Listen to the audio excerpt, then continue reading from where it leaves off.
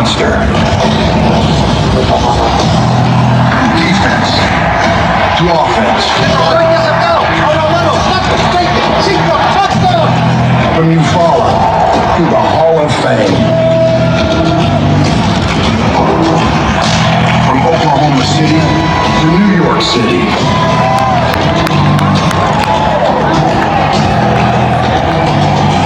From Barry to the King.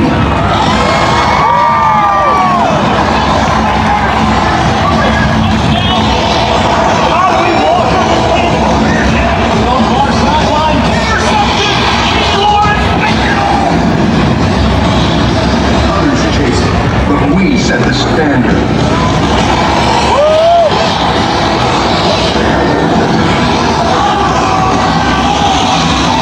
It's time, fans. Get up and let's go.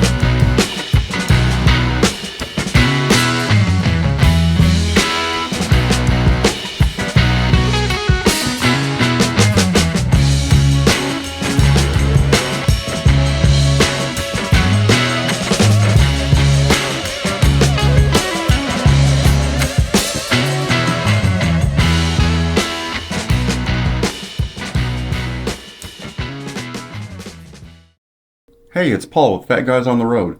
What a great college football Saturday we just had.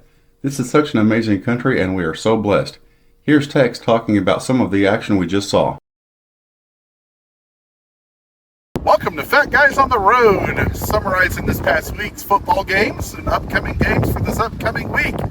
I am coming to you from Colorado Springs as I'm here for a retreat this week with some other adoptive fathers that I go on every year. Last night we went to the Air Force Academy football game and experienced that amazing atmosphere, and I'll talk more about that in another video later this week. But behind me you can see the beautiful Colorado Rockies, including Pikes Peak, that bald mountain over there at the top, over 14,000 feet. I think in fact it's 14,112 feet at the top, exactly at the very top. It's one of the few 14,000 footers that you can go up to the top in your car. We also got a cog railway that you can do that as well as some people do like to hike it, not me. So, but talking about this week's college football action, there were some fun, great games out there. Georgia-Auburn was one of the top football games that we saw this week on CBS afternoon game. I think the final was 27-20 if I remember correctly. Just a great barn burner SEC style game. Just really took over Georgia at the end there to win it out for them. Of course, let's talk about Oklahoma first with their big win over Iowa State. Iowa State came into Norman and played well for the first half, 30-20 in the first half. Then Oklahoma really took it on to them in the second half. Started the game actually with a pick six for a touchdown. Oklahoma did, Billy Bowman. Just a real exciting game. I did not get to see the game, listened to part of it on the radio on the way there. Then I was at the Air Force game. Oklahoma looks really good offensively and defensively. Still struggling on the running game. Would like to see a little bit more production from them, that squad. But Dylan Gabriel's really come on this season.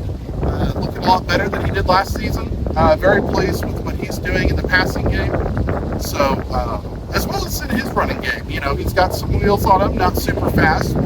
He reminds me of a Baker Mayfield type at OU. He's not as electric and obviously not as cocky, but really does a good job of controlling the game. And so, going to this next week, Red River rivalry. OU in Texas, live from the Cotton Bowl. Dylan Gabriel, I think, will have an excellent game against Texas's defense, which is a very good defense.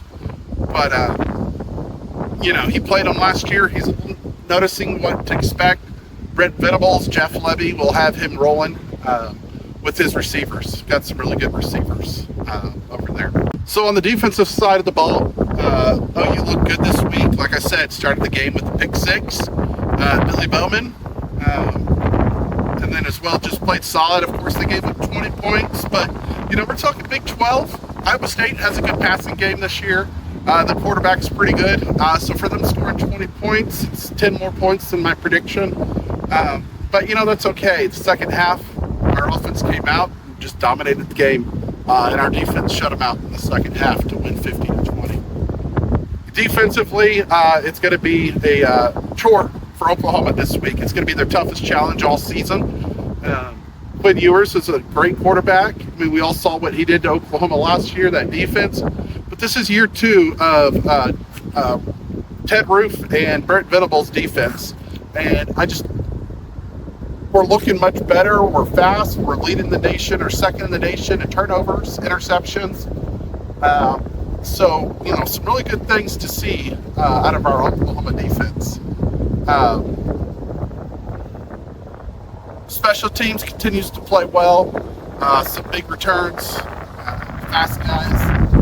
But, that is what it is. Tulsa played a game Thursday night and in Tulsa against Temple, the Temple House, who've been an American athletic team, against Tulsa for the history of the conference. Tulsa dominated the game from the outstretch. Cardell Williams came on strong. Finally had a breakout game, I would call it. So let's see if he can carry that momentum. This week, Tulsa travels down to Boca Raton, Florida, to play Florida Atlantic University Owls, I believe, if I remember. So another Owl team. Coached by none other than Tom Herman, who was a former coach at University of Houston. So, and as well as then University of Texas. So it'll be interesting to see how Tulsa can play against that team. They're 1-3, if I remember correctly, 1-4, somewhere in there. So Tulsa should be able to go in there and come away with the W. I don't know enough about FAU. So we'll see soon what they're about this week, Saturday afternoon. So, and then final team we'll talk about is the University of Houston Cougars. Unfortunately, my alma mater continue to struggle against Big 12 opponents. They actually played real well in the first half. They scored 28 offensive points. I think they only gave up Tech 21 offensive points. Tech had a lead at halftime, 35-28, but one of those was, both of them were special teams. One with a kickoff return for a touchdown, and another for a block punt for a touchdown. Second half changed the tune, though, unfortunately for Houston. They didn't score any points. Defense sort of clamped down a little bit, only gave up 14 points in the second half, but offense just couldn't get that clicking. Again, this was another game I was not able to watch, mostly because of being on Fox Sports 2, Big 12. Why?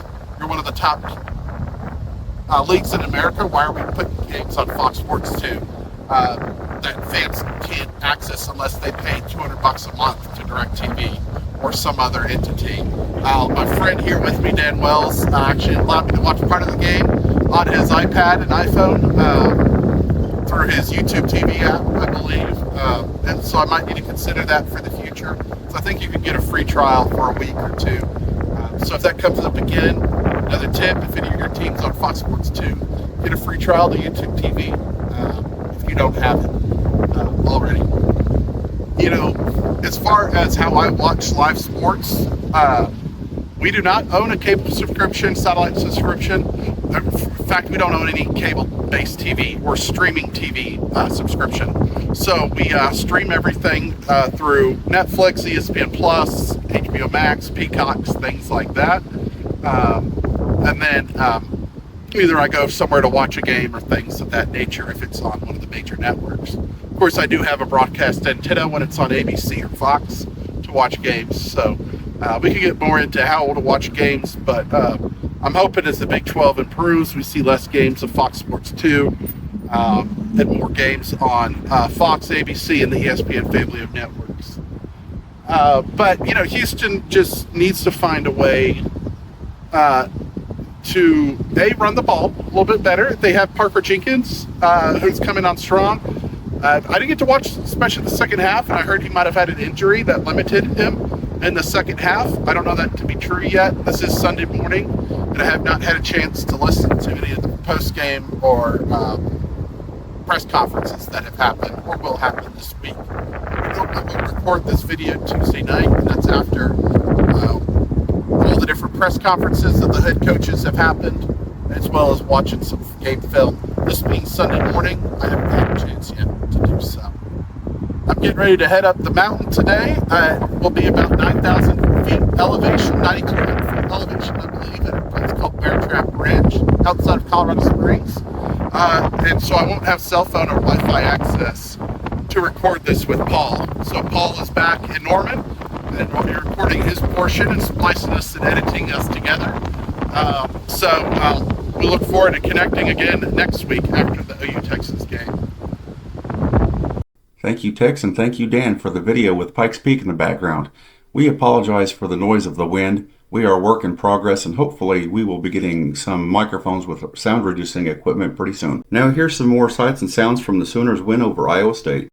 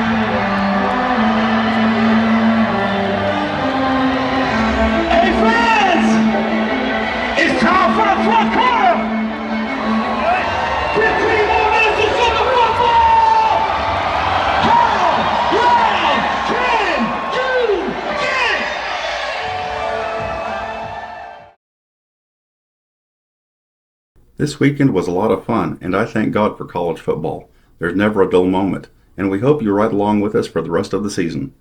I think Tex has more content coming from Colorado Springs, but after that, we turn our attention to the Red River Shootout. Please click the like button and subscribe. Thanks again for watching.